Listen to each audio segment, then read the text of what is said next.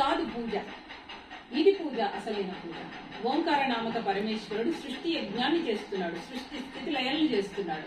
చేస్తున్నప్పుడు అతనికి సహాయంగా ఒక ప్రధానమంత్రికి క్యాబినెట్ ఎలా ఉంటుందో ఈ దేవతలు కూడా అలాగా.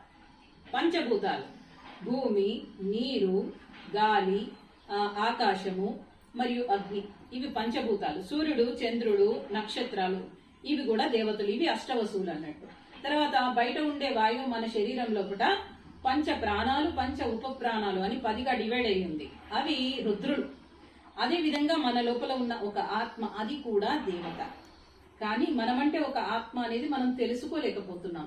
మనమంటే ఆత్మను తెలుసుకోవడానికి చాలా సాధన చేయాల్సి ఉంటది. ఆ తర్వాత ఆదిత్య దేవతలు అంటే సంవత్సరంలో 12 నెలలు ఉంటాయి. ఈ 12 నెలల్లో సూర్యుడు మరియు నక్షత్రాల కాంతి విభిన్నంగా ఉంటుంది. కాబట్టి ఒక్కొక్క నెల ఒక్కొక్క ఆదిత్యుడు. ఆ దేవతలు మన లోపల కూడా ఉంటారు, ఈ దేవతలన్నీ కూడా.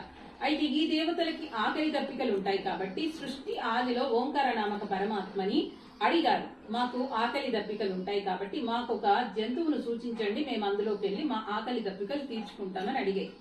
అడిగితే అప్పుడు ఈశ్వరుడు అప్పటికే సమస్త సృష్టిని చేశాడు.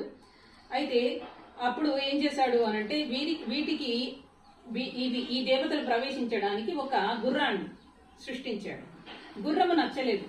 తర్వాత ఆవుని సృష్టించాడు. ఆవు కూడా నచ్చలేదు దేవతకి. తర్వాత మనిషిని సృష్టించాడు. మనిషిని సృష్టిస్తే ఇతను వేదాన్ని చదువుతాడు. ఈశ్వరుని యొక్క వాణి వేదం. జ్ఞానం అనే ధాతువుతోటి అది ఏర్పడింది అన్నట్టు. అయితే మానవుడికి జ్ఞానం అనేది అవసరం. మన శరీరానికి ఆహారం ఎట్లో ఆత్మకి జ్ఞానం కూడా అలాగా. ఆ జ్ఞానాన్ని కూడా ఈశ్వరుడు వేదము ద్వారా మనకి అందించాడు. కాబట్టి ఇతనైతే మానవుడు వేద మంత్రాన్ని